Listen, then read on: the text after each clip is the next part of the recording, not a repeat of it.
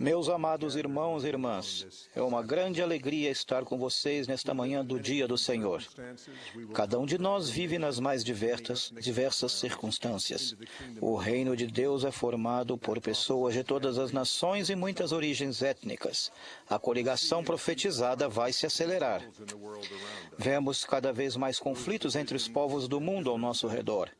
Essas divisões e diferenças podem contaminar-nos. É por isso que hoje minha mensagem de esperança é a de que um grande dia de união está chegando. O Senhor Jeová retornará para viver com aqueles que se tornaram o seu povo e os encontrará unidos, unos de coração com Ele e com o Pai Celestial. Vocês me ouviram transmitir essa mensagem de união mais de uma vez. Quero voltar a mencioná-la no futuro. Eu a ouvi de todos os profetas de Deus por toda a minha vida. Um apelo por união foi a última mensagem do presidente David O. McKay que lembro ter lido. Os profetas do Senhor sempre nos exortaram à união. A necessidade de receber esse dom e o desafio de mantê-lo vão aumentar nos dias futuros, nos quais seremos preparados como povo para nosso glorioso destino. Minha mensagem é a de que estamos melhorando. Pais e mães estão rogando por união no lar e essas orações estão sendo atendidas. As famílias estão orando juntas pela manhã e à noite. Fui convidado a ajoelhar-me na hora de dormir com uma família quando me hospedei na casa deles. Pediram ao filho caçula que fizesse a oração. Ele orou como um patriarca por todas as pessoas da família, citando o nome de cada uma. Abri os olhos um instante para ver o rosto dos outros filhos e dos pais. Vi que eram unidos de coração e compartilhavam a fé da oração daquele menino. Recentemente, algumas irmãs da Sociedade de Socorro oraram em conjunto ao prepararem-se para visitar pela primeira vez uma jovem viúva cujo marido falecera repentinamente.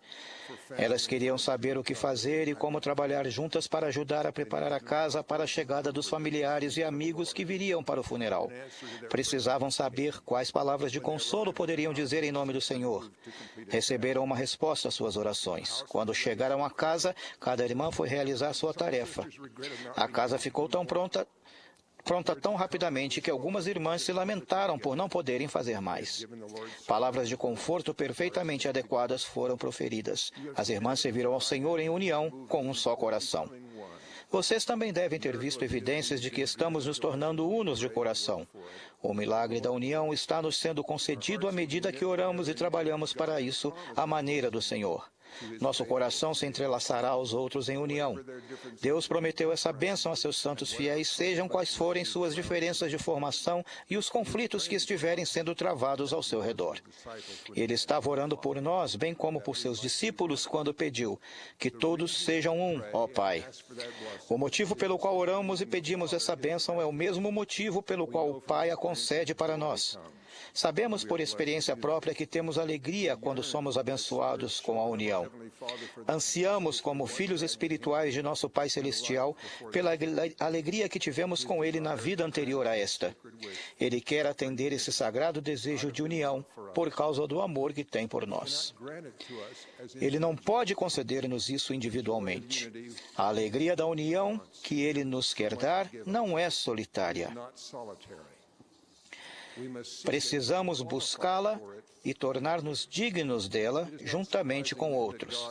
Não é de se admirar, portanto, que Deus peça que nos unamos para que Ele possa abençoar-nos. Ele quer que nos reunamos em família. Ele criou classes, alas e ramos e ordenou que nos reuníssemos com frequência.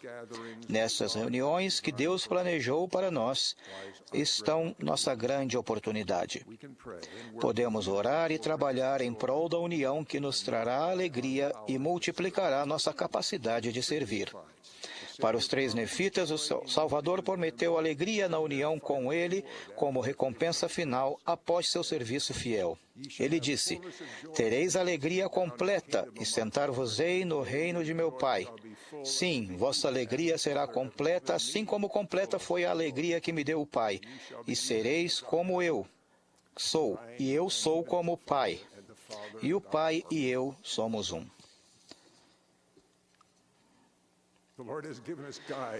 O Senhor nos providenciou guias para que saibamos o que fazer, a fim de receber as bênçãos e a alegria de uma união sempre crescente. O livro de Mórmon nos conta a história de uma época de sucesso. Foi nos dias em que Alma estava nas águas de Mórmon. O que as pessoas fizeram naquela situação difícil e perigosa é um guia e um incentivo para todos nós. Tudo o que Alma e seu povo foram inspirados a fazer se relacionava com a decisão dessas pessoas de permitirem que uma grande mudança ocorresse em seu coração por meio da expiação de Jesus Cristo. Essa é a única maneira pela qual Deus pode conceder-nos a bênção de sermos unos de coração. Lemos em Mosias, e foram chamados Igreja de Deus, ou seja, Igreja de Cristo, daquele tempo em diante. E aconteceu que todos os que eram batizados pelo poder e autoridade de Deus eram somados à sua igreja. E mandou que não ensinassem senão as coisas que ele ensinara, as quais haviam sido declaradas pela boca dos santos profetas. Sim, mandou-lhes que não pregassem senão arrependimento e fé no Senhor, que redimira seu povo. E mandou-lhes que não contendessem entre si, mas que olhassem para a frente com um único fito, tendo uma fé e um batismo, tendo os corações entrelaçados em unidade e amor, uns para com os outros. Deste modo, mandou que eles pregassem, e tornaram-se assim filhos de Deus. É por isso que Alma ordenou ao povo que ensinasse fé e arrependimento. É por isso que meus filhos já esperavam, em cada aula da noite familiar, que eu encontrasse um meio de incentivar alguém a testificar a respeito do Salvador e sua missão. Às vezes, éramos nós, pais, que fazíamos isso. Nas melhores noites, encontrávamos um meio de incentivar nossos filhos a fazê-lo, fosse por meio de uma aula dada ou respondendo a perguntas. Sempre que um testemunho do Salvador era proferido, o Espírito Santo o confirmava. Nessas noites, sentíamos que o coração de cada um se entrelaçava aos outros.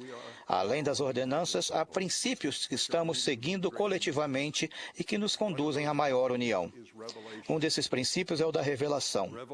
A revelação é a única maneira de saber como seguir a vontade do Senhor juntos. Requer luz do alto. E o Espírito Santo prestará testemunho ao nosso coração e ao coração dos que estão reunidos ao nosso redor sobre aquilo que o Senhor deseja que façamos. E é guardando seus mandamentos que nossos corações se entrelaçarão em união.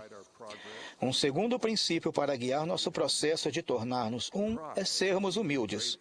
O orgulho é o grande inimigo da união. Vocês já viram e sentiram seus terríveis efeitos. Há poucos dias, observei duas pessoas darem início a um pequeno desentendimento. Começou com uma discussão sobre o que era verdade, mas tornou-se uma disputa sobre quem estava certo. As vozes foram se tornando cada vez mais altas, os rostos se enrubesceram. Em vez de falar da questão, as pessoas começaram a falar de si mesmas, mostrando por que seu ponto de vista era mais provável de estar certo do que o outro. Vocês teriam ficado alarmados, como eu fiquei. Todos já vimos os efeitos destruidores desses trágicos conflitos. Todos conhecemos pessoas que deixaram a companhia dos santos por causa de orgulho ferido.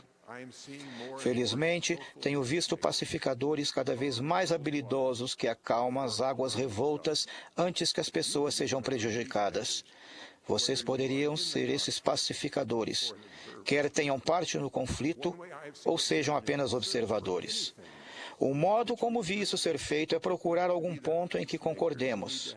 Para ser esse pacificador, vocês precisam ter uma fé singela de que, como filhos de Deus, apesar de todas as nossas diferenças, é provável que, quando alguém é categórico em um ponto de vista, haja nele elementos de verdade. O grande pacificador, o restaurador da união, é aquele que encontra maneiras de ajudar as pessoas a ver essa verdade compartilhada. E essa verdade verdade que compartilham é sempre maior e mais importante para eles do que suas diferenças. Vocês podem ajudar a si mesmos e outras pessoas a ver esses pontos comuns se pedirem ajuda de Deus e depois agirem. Ele vai responder às suas orações e ajudar a restaurar a paz, tal como fez comigo. Esse mesmo princípio se aplica quando edificamos a união com pessoas que têm formações muito diferentes. Os filhos de Deus têm mais pontos em comum do que diferenças, e até as diferenças podem ser vistas como oportunidades. Deus nos ajudará a ver o que é diferente em outras pessoas, não como motivo de irritação, mas como contribuição. O Senhor pode ajudá-los a ver e valorizar o que a outra pessoa tem para contribuir com o que lhes falta. Mais de uma vez, o Senhor me ajudou a ver sua bondade em conceder-me oportunidades de conviver com alguém cuja diferença era exatamente o que o Senhor precisava para ajudar-me. Essa foi a maneira de o Senhor acrescentar-me algo de que eu precisava para servi-lo melhor. Isso nos leva a outro princípio da união, o de falar bem uns dos outros. Pensem na última vez em que alguém lhes pediu que pensassem em como estava indo alguém de sua família ou da igreja. Isso aconteceu comigo mais de uma vez na semana passada. Agora, há momentos em que precisamos julgar as pessoas. Às vezes, é exigido que façamos esses julgamentos. Mas com mais frequência, temos que fazer uma escolha. Suponham, por exemplo, que alguém lhes pergunte o que acham do novo bispo. À medida que melhoramos nossa capacidade de criar união, pensaremos em uma escritura. E agora, meus irmãos, vendo que conheceis a luz pela qual podeis julgar, luz essa que é a luz de Cristo, tende cuidado para não julgardes erradamente, porque com o mesmo juízo com que julgardes, sereis também julgados. Sabendo que vocês veem as pessoas sob uma luz imperfeita, é mais provável que sejam generosos com o que vão dizer. Além dessa escritura, vocês devem lembrar-se de ter ouvido sua mãe dizer: se não puder dizer nada de bom sobre uma pessoa, não diga nada. Isso os ajudará a procurar o que há de melhor no desempenho e caráter do bispo.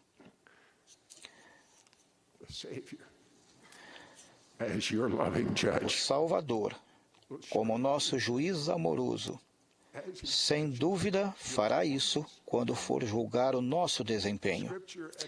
Essa escritura e o que vocês ouviram de sua mãe podem levá-los a procurar o melhor no desempenho do bispo e nas suas boas intenções. Posso prometer-lhes um sentimento de paz e alegria quando forem generosos ao falar das pessoas sob a luz de Cristo.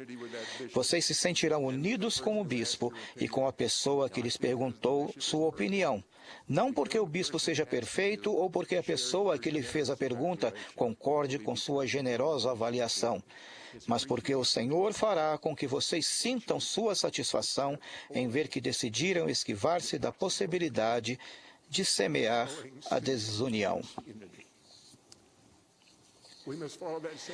Precisamos seguir esse mesmo princípio ao vermos que o Senhor reúne cada vez mais pessoas que não são semelhantes a nós. O que se tornará mais evidente para nós é que a expiação produz as mesmas mudanças em todos nós. Tornamo-nos discípulos humildes, amorosos e de fácil convívio, ao mesmo tempo que destemidos e fiéis em todas as coisas. Vivemos ainda em países diferentes, mas entramos na igreja por meio de um processo que nos modifica. Por meio dos dons do Espírito, nós nos tornamos o que o apóstolo Paulo viu. Porque por ele, ambos temos acesso ao Pai em um mesmo Espírito. Assim que já não sois estrangeiros nem forasteiros, mas concidadãos dos santos e da família de Deus. Com a união que vejo aumentar, o Senhor poderá realizar o que o mundo considerará um milagre. Os santos podem cumprir qualquer propósito do Senhor quando unidos em retidão. a presidentes de países, governadores e líderes de organizações de caridade do mundo inteiro que nos elogiaram com palavras como estas. Sua igreja foi a primeira a chegar para ajudar quando a calamidade aconteceu. Centenas de seus membros chegaram trazendo com eles tudo de que os sobreviventes necessitavam. Até trouxeram suas próprias tendas e suprimentos. Eram incansáveis e animados. Pareciam saber para onde deviam ir e quando fazê-lo. Depois ouvimos algo assim: sua igreja, sem dúvida, sabe se organizar para fazer as coisas. Eu agradeço, sem dizer que o milagre não está apenas na organização, mas no coração das pessoas. Os santos vão, em nome do Senhor, proporcionar o socorro que Ele proporcionaria. Eles vão seguindo a orientação de líderes escolhidos pelo Senhor. Como têm os corações entrelaçados em união, são magnificados em sua capacidade. Presto-lhes meu testemunho solene de que a união que hoje vivemos aumentará. Deus, o Pai, vive. Ele ouve e responde nossas orações com amor. O Salvador vive e estende a mão para nós com misericórdia. Esta é a igreja verdadeira dele. O presidente Monson é o profeta vivo de Deus.